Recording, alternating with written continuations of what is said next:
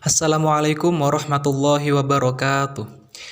Alhamdulillahirabbil alamin. Pada kesempatan kali ini saya Naufal Maulana dari kelas D semester 5 jurusan PAI akan memaparkan materi tentang pemikiran filsafat Al-Ghazali gitu.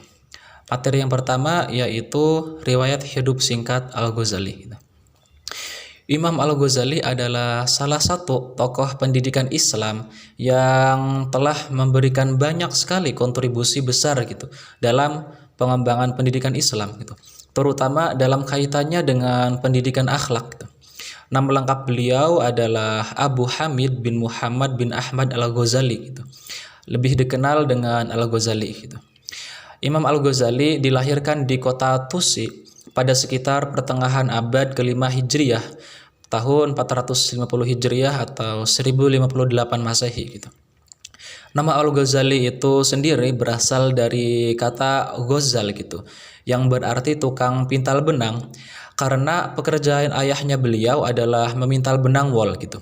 Sedangkan Ghazali juga diambil dari kata ghazalah, yaitu nama kampung kelahiran beliau, dan inilah yang banyak dipakai sehingga namanya pun dinisbatkan oleh orang-orang kepada pekerjaan ayahnya atau kepada tempat lahirnya. Imam Al-Ghazali memiliki seorang ayah yang lembut sanubarinya, sederhana pola hidupnya, pekerja keras dan pedagang yang sabar gitu. Ayah sang imam dikenal gemar menuntut ilmu ke banyak ulama pada masa itu gitu. Sering mengikuti halakoh atau pengajian mereka dan gemar membantu kebutuhan sesama gitu. Tak jarang ayah Imam Al-Ghazali itu menitikan air mata pada saat mendengarkan tausiah yang disampaikan oleh para ulama tersebut gitu.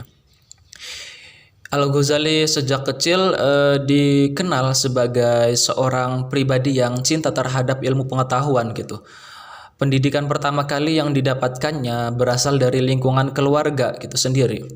Dari keluarga itulah Imam Al-Ghazali mulai belajar Al-Quran gitu. Sang ayah selalu menanamkan nilai-nilai keagamaan terhadap Al-Ghazali gitu. Setelah mengenyam pendidikan dari keluarga, pada saat umur 7 tahun, Al-Ghazali melanjutkan pendidikannya ke madrasah di kota Tus untuk belajar fikih, riwayat para wali, dan kehidupan spiritual mereka, menghafal syair-syair mahabbah atau cinta kepada Allah, serta tafsir Al-Quran dan Sunnah gitu. Kemudian beliau berpindah ke Jurjan untuk menimba ilmu pada Imam Abi Nasr Al-Ismaili gitu. Setelah mempelajari berbagai ilmu di Jurjan, maka beliau berpindah ke Naisabur untuk menimba ilmu pada Imam Dia al-Din al-Juwaini gitu. Setelah Imam al-Juwaini wafat, Al-Ghazali meninggalkan Naisabur menuju ke Muaskar tahun 478 Hijriah. Beliau menetap di sana hingga didaulat menjadi salah seorang pengajar di Madrasah Al-Nizamiyah pada tahun 480 Hijriah. Pada tahun 1091 Masehi, Al-Ghazali diundang oleh Perdana Menteri Nizam al-Muluk. Ia disambut di sebuah majelis ahli ilmi.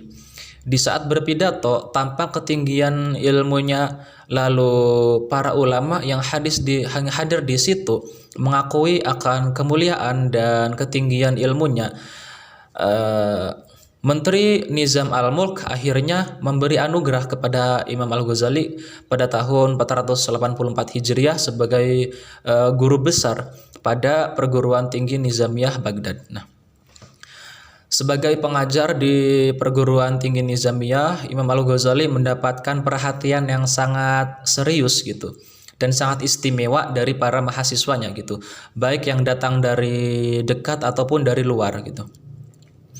4 tahun lamanya Imam Al-Ghazali memangku jabatan tersebut, bergelimang ilmu pengetahuan dan kemewahan duniawi. Di masa inilah beliau banyak menulis buku-buku ilmiah dan filsafat gitu. Tetapi keadaan yang demikian itu tidak selamanya menenteramkan hatinya gitu. Akhirnya beliau memutuskan untuk menyingkir dari kursi kebesaran ilmiahnya di Baghdad menuju Mekkah gitu. Kemudian ke Damaskus dan tinggal di sana sambil mengisolir diri untuk beribadah. Nah, di tempat kelahirannya beliau mendirikan madrasah fikih. Madrasah ini khusus untuk mempelajari ilmu hukum dan membangun asrama atau khanaqah untuk melatih para sufi belajar ilmu tasawuf gitu. Nah, di kota Tus ini beliau menghabiskan sisa hidupnya sebagai pengajar agama dan guru sufi. Di samping mencurahkan diri dalam peningkatan spiritual gitu. Imam Al-Ghazali meninggal pada hari Senin tanggal 14 Jumadil Akhir tahun 505 Hijriah, bertepatan dengan tanggal 18 Desember tahun 1111 Masehi pada usia 55 tahun. Materi yang selanjutnya yaitu pemikiran filsafat Al-Ghazali. Pemikiran yang pertama yaitu filsafat ketuhanan Al-Ghazali gitu. Imam Al-Ghazali memandang metafisika atau ketuhanan itu dengan memberi reaksi keras terhadap neoplatonisme Islam gitu. Menurut beliau, banyak kesalahan para filosof karena mereka itu tidak teliti dalam lapangan logika dan matematika gitu. Untuk itu, Imam Al-Ghazali mengecam gitu secara langsung dua tokoh neoplatonisme Muslim, yaitu Al-Farabi dan Ibnu Sina gitu, serta secara tidak langsung terhadap Aristoteles, guru mereka gitu. Menurut Imam Al-Ghazali dalam Tahafuz al-Falasifah, para pemikir bebas tersebut ingin meninggalkan keyakinan-keyakinan Islam dan mengabaikan dasar-dasar pemujaan ritual dengan menganggapnya sebagai sesuatu yang tidak berguna gitu bagi pencapaian intelektual mereka. Nah, pandangan Imam Al-Ghazali tentang filsafat ketuhanan ini terdiri dari 3 pokok, yaitu pertama, masalah wujud. Imam Al-Ghazali mengikuti tradisi ulama kalam Asy'ari gitu dalam menetapkan wujud Tuhan gitu. Beliau menggunakan dalil wujud Tuhan atas 2 bentuk, yaitu dalil nakli dan dalil akli gitu. Penggunaan dalil nakli yakni beliau melalui perenungan terhadap ayat-ayat Al-Quran sambil memperhatikan alam semesta gitu sebagai ciptaan Tuhan, bahwa dengan perenungan ayat dan fenomena alam yang serba teratur, manusia akan sampai pada pengakuan terhadap wujud Tuhan. Nah, beliau mewujudkan wujud Tuhan melalui dalil akli dan ia mempertentangkan wujud Allah dengan wujud makhluk gitu. Wujud Allah adalah qadim, sedangkan wujud makhluk adalah hadis atau baru. Kemudian yang kedua yaitu masalah zat dan sifat gitu. Al-Ghazali membatasi diri dari pembahasan tentang zat Tuhan dengan mengemukakan hadis Nabi Muhammad yang melarang manusia memikirkan zat Allah Subhanahu wa taala. Dari situlah beliau menegaskan bahwa akal manusia tidak akan sampai mencapai zat itu. Cukuplah bagi manusia hanya mengetahui sifat af'alnya saja. Kemudian yang ketiga yaitu masalah af'al. Nah, Imam Al-Ghazali berpendapat bahwa perbuatan Allah Subhanahu wa taala itu tidak terbatas dalam menciptakan alam saja, akan tetapi Allah Subhanahu wa taala juga menciptakan perbuatan manusia. Perbuatan manusia tidaklah dan ikhtiarnya gitu. Karena perbuatan manusia itu tidaklah terlepas dari kehendak Allah Subhanahu wa taala gitu. Manusia hanya diberi kekuasaan dalam lingkungan kehendak Tuhan gitu. Jadi perbuatan dan ikhtiar manusia itu adalah terbatas dan tidak akan melampaui garis-garis qadar gitu. Kemudian pemikiran yang kedua yaitu tasawuf, tentang tasawuf gitu ya. Nah, dalam pandangan Al-Ghazali, ilmu tasawuf mengandung 2 bagian penting gitu. Pertama, mengandung bahasan hal-hal yang menyangkut ilmu muamalah, dan bagian yang kedua yaitu mengandung bahasan hal-hal yang menyangkut ilmu mukasyafah. Ilmu tasawuf yang mengandung 2 bagian ilmu ini secara jelas diuraikan dalam karyanya beliau yaitu Ihya Ulumuddin. Menurut Imam Al-Ghazali, perjalanan tasawuf itu pada hakikatnya adalah pembersihan diri dan pembeningan hati gitu, terus menerus sehingga mampu mencapai musyahadah gitu. Oleh karena itulah maka Imam Al-Ghazali menekankan betapa pentingnya pelatihan jiwa, pendempaan moral atau akhlak yang terpuji baik di sisi manusia ataupun di sisi Tuhan gitu. Menurut Imam Al-Ghazali, hati atau kolbu itu ibarat cermin yang mampu menangkap ma'rifat ketuhanan gitu. Kemampuan hati tersebut tergantung pada bersihnya dan beningnya hati itu sendiri gitu. Apabila ia dalam keadaan kotor atau penuh debu dosa, maka ia tidak akan bisa menangkap ma'rifat itu. Metode pencapaian yang digunakan adalah metode kasyif gitu.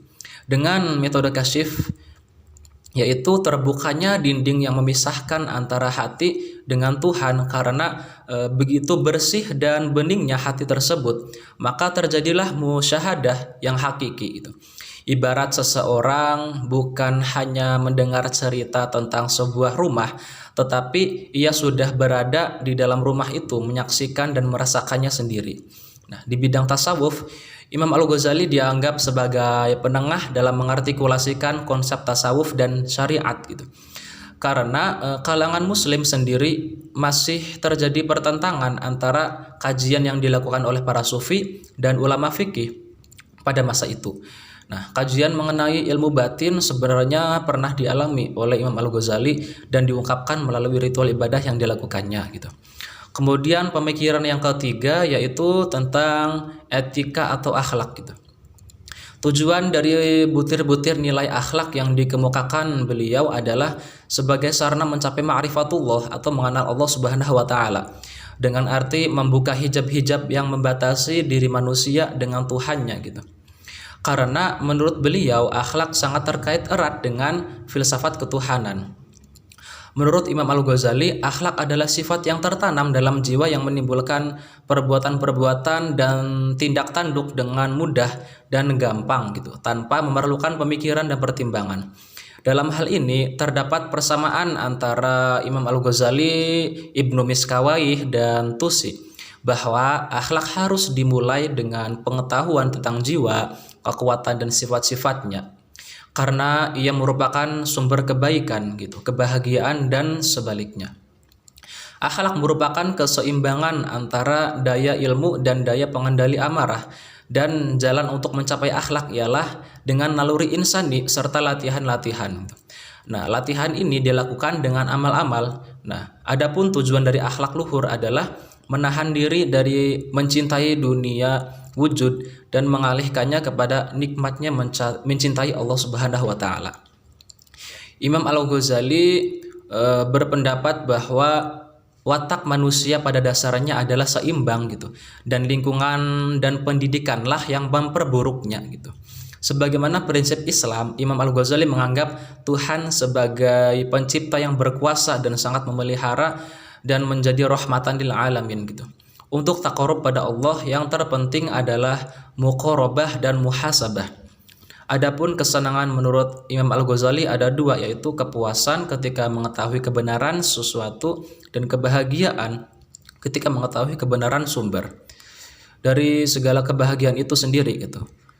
Kemudian pemikiran yang keempat yaitu pemikiran tentang pendidikan gitu. Imam Al-Ghazali adalah orang yang banyak mencurahkan perhatiannya terhadap bidang pengajaran dan pendidikan. Oleh karena itu, beliau melihat bahwa ilmu itu sendiri adalah keutamaan dan melebihi segala-galanya gitu. Oleh sebab itu, menguasai ilmu baginya termasuk tujuan pendidikan dengan melihat nilai-nilai yang dikandungnya. Dan karena ilmu itu merupakan jalan yang akan mengantarkan kita kepada kebahagiaan di akhirat, serta sebagai alat untuk mendekatkan diri kepada Allah. Oleh karena itu, beliau menyimpulkan bahwa pendidikan adalah proses memanusiakan manusia sejak masa kejadiannya sampai akhir hayatnya melalui berbagai ilmu pengetahuan yang disampaikan dalam bentuk pengajaran secara bertahap, di mana proses pengajaran itu menjadi tanggung jawab orang tua dan masyarakat. Maka sistem pendidikan itu haruslah mempunyai filsafat yang mengarahkan kepada tujuan yang jelas gitu. Mengingat pendidikan itu sangat penting bagi kita. Maka Imam Al-Ghazali menjelaskan juga tentang tujuan pendidikan, yaitu pertama mendekatkan diri kepada Allah, kedua menggali dan mengembangkan potensi atau fitrah manusia, ketiga mewujudkan profesionalitas manusia untuk mengemban tugas keduniawiannya, keempat yaitu membentuk manusia yang berakhlak mulia, dan kelima yaitu mengembangkan sifat-sifat manusia yang utama sehingga menjadi manusia yang manusiawi.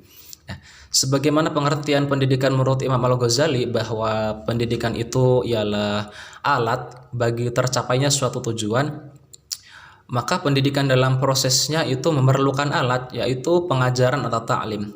Maka Imam Al-Ghazali menyimpulkan bahwa pendidikan itu harus mengarah kepada pembentukan akhlak mulia gitu. Sehingga beliau menjadikan Al-Qur'an sebagai kurikulum dasar dalam pendidikan gitu. Beliau juga menyimpulkan bahwa tujuan akhir pendidikan dan pembinaan itu ada dua, yaitu kesempurnaan insani yang bermuara pada pendekatan diri kepada Allah dan kesempurnaan insani yang bermuara pada kebahagiaan dunia dan akhirat. Oke, materi yang selanjutnya yaitu pengaruh pemikiran filosofis Al-Ghazali terhadap perkembangan pemikiran Islam.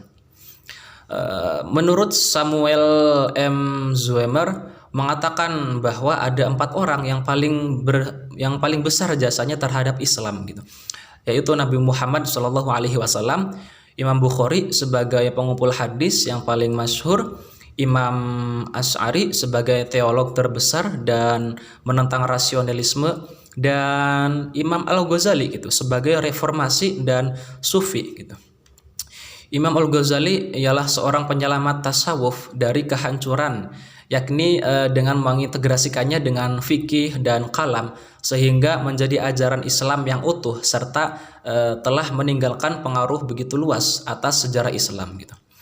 Berbicara mengenai Imam Al-Ghazali, beliau merupakan sosok yang unik gitu ya dalam sejarah agama dan pemikiran Islam karena keluasan ilmunya, keorisinilan pemikirannya, dan kebenaran pengaruhnya gitu di kalangan Islam. Di samping ahli agama,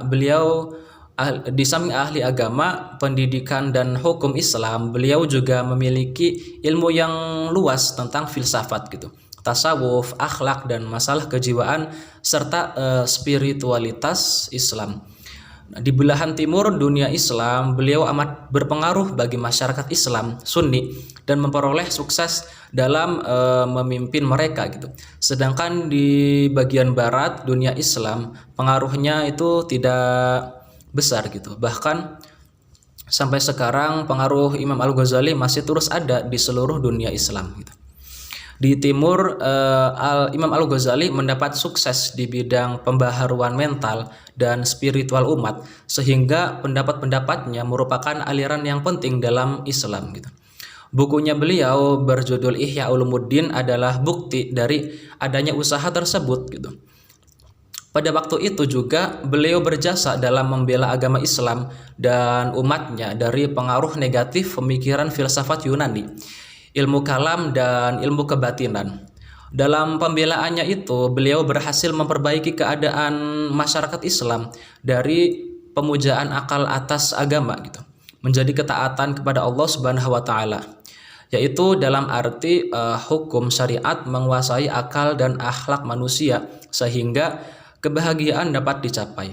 Nah, berdasarkan keterangan tadi, maka tidak salah ya apabila orang menjuluki Imam Al-Ghazali itu sebagai hujjah al-Islam gitu, atau pembela agama Islam, Zain ad-Din, permata agama Islam, dan mujahid gitu, atau pembaharu.